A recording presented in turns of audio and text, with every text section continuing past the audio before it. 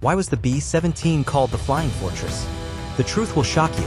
As early as the 1930s, well before the world was engulfed in the flames of war, the United States Army Air Corps had already recognized the importance of a heavy bomber capable of operating over extremely long distances. They envisioned a strategic aerial platform that could quickly respond in the event of an attack on U.S. territory, potentially launched from distant locations like the Hawaiian Islands, the frigid regions of Alaska, or the Panama Canal, critical strategic outposts far from the mainland. In response to this far-reaching need, Boeing, then one of America's pioneering aerospace companies, began developing and engineering the first prototype of what would later become a legendary aircraft.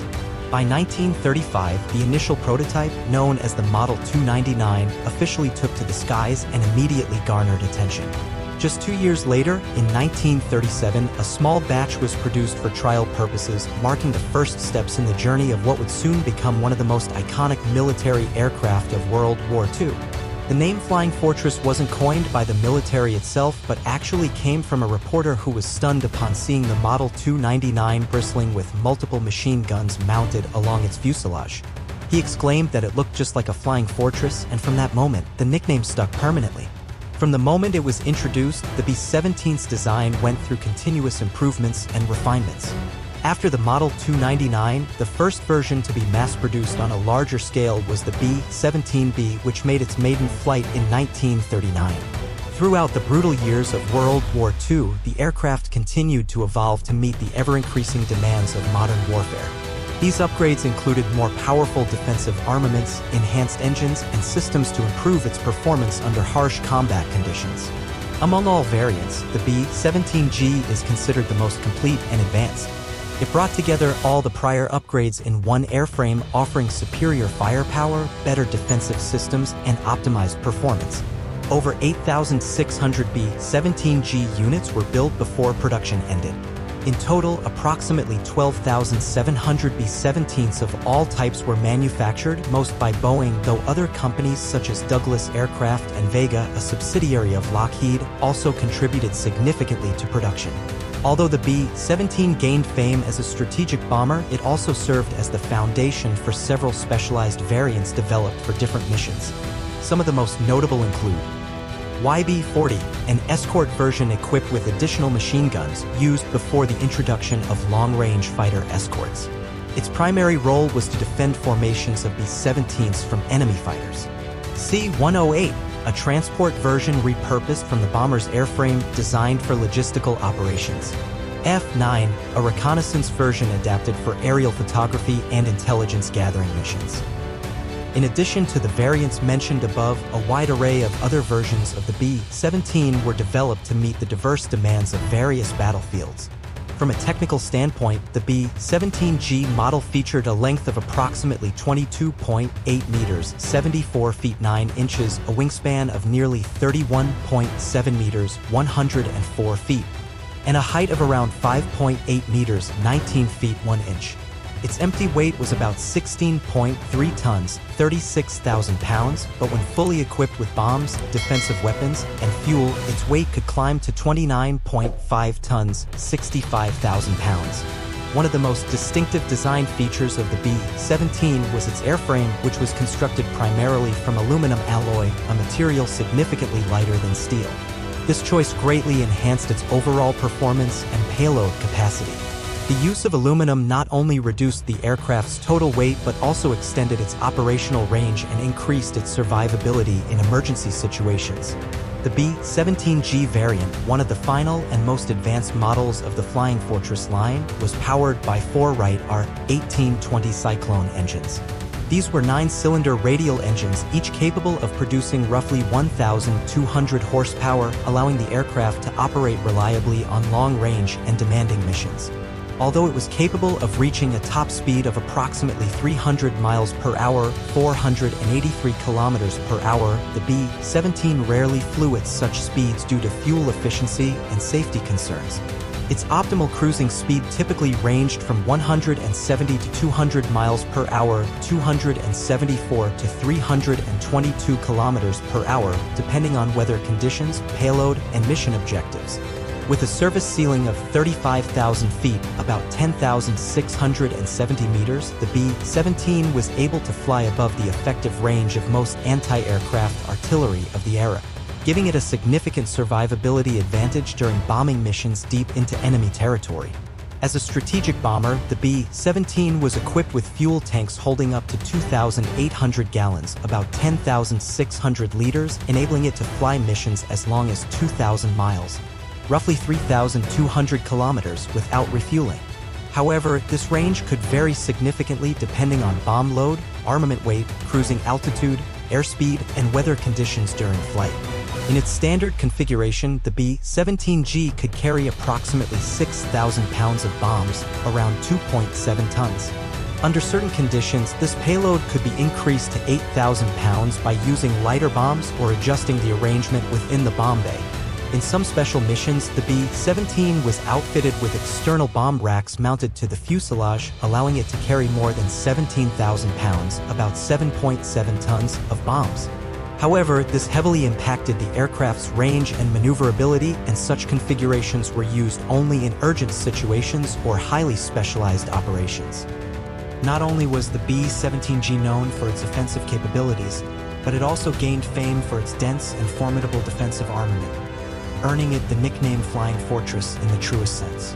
This aircraft was outfitted with 13 heavy .50 caliber, 12.7 millimeters machine guns, strategically positioned around the fuselage to cover virtually every blind spot, 2 cheek guns, 1 on each side of the nose, 2 remote-controlled guns in the chin turret beneath the cockpit, 2 guns in the dorsal turret on top of the fuselage, 2 waist guns, 1 on each side, operated by waist gunners, 2 guns in the ball turret, mounted on the belly of the aircraft, 2 tail guns, operated by the tail gunner at the rear of the plane, and finally, an optional auxiliary gun that could be installed behind the dorsal turret, depending on mission configuration.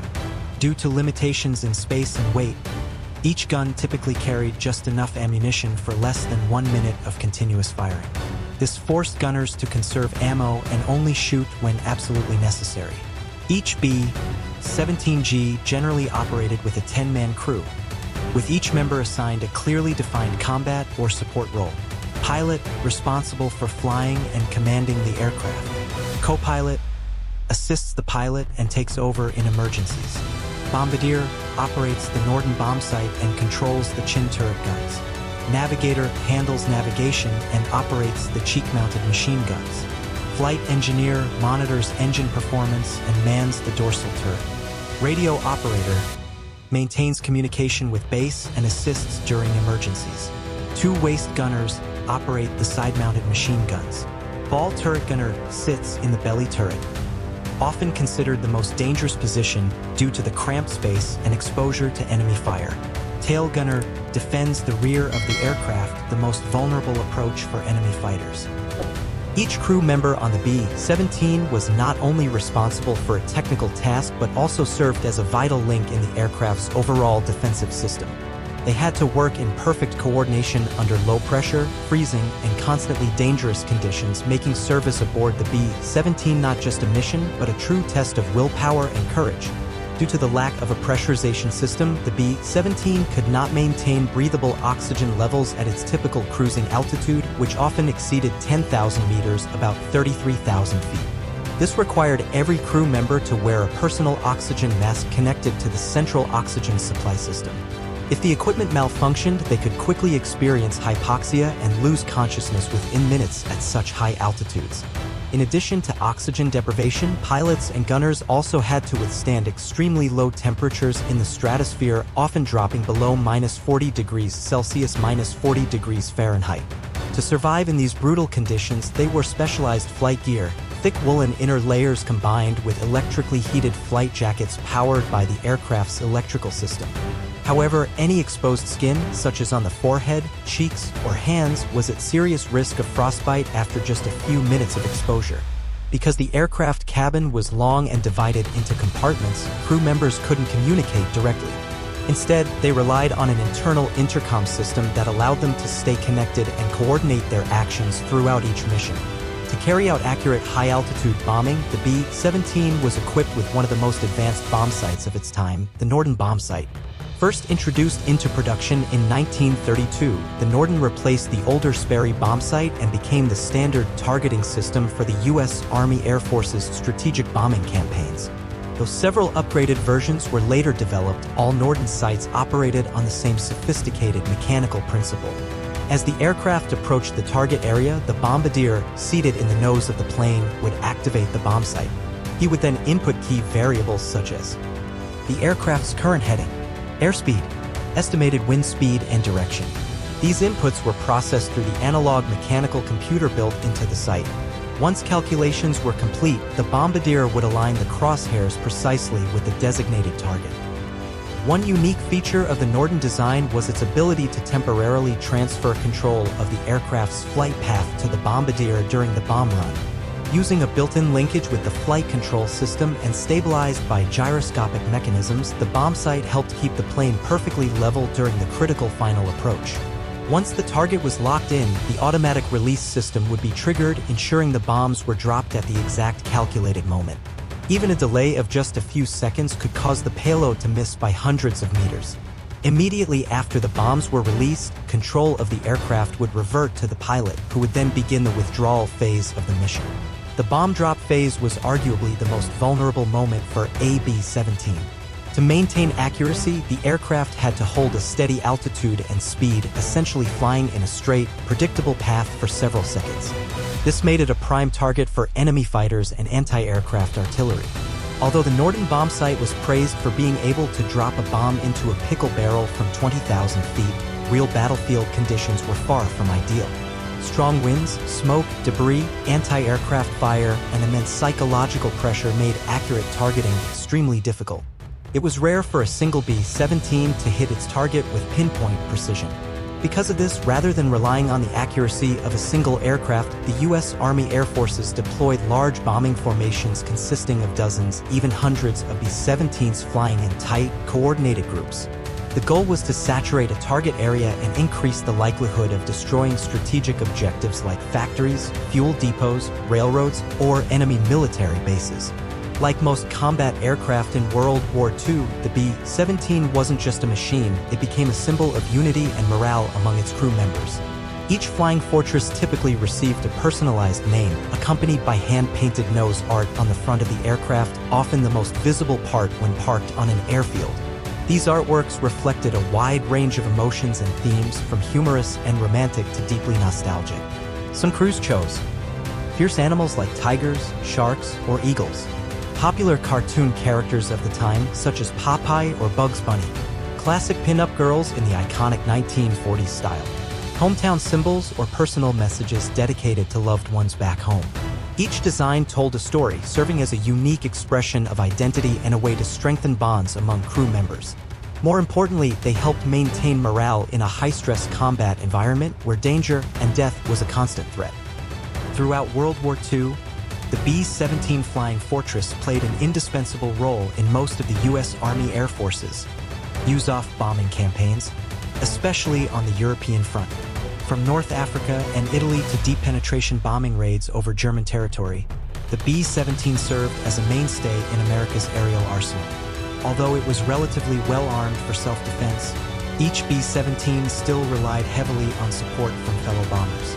As a result, they typically flew in a specialized tactical pattern known as the box formation, groups of 9 to 12 aircraft flying in close proximity. This tight grouping allowed the bombers multiple machine guns to create overlapping fields of fire, offering mutual protection from enemy fighter attacks. However, during the early stages of the war, before long-range escort fighters like the P-51 Mustang became available, B-17s often had to venture deep into enemy territory without cover once their fighter escorts turned back. At that point, they became prime targets for Luftwaffe fighters, particularly the deadly Messerschmitt Bf-109 and Focke-Wulf 190. Despite these dangers, the B-17 quickly gained a reputation as one of the most resilient aircraft of the war, even when severely damaged. Countless stories tell of B-17s limping back to base with their tails blown off, one or more engines disabled, or their fuselage riddled with holes, yet still managing to land safely.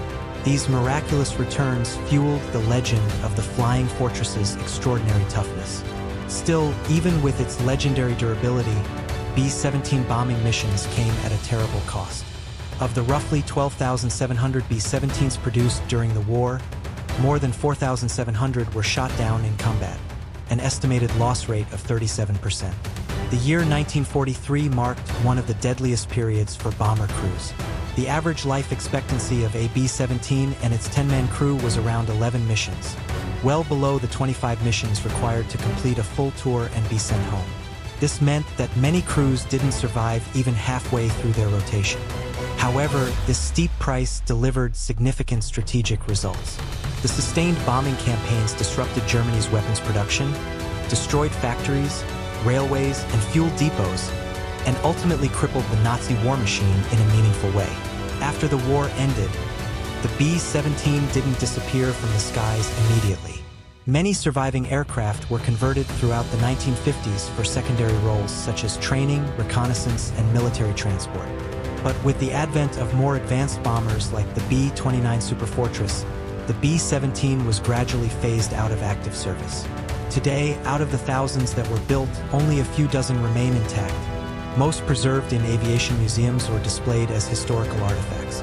A small number are still technically airworthy, but most of them have been grounded due to safety concerns, officially closing the chapter on one of the most iconic aircraft in American aviation history.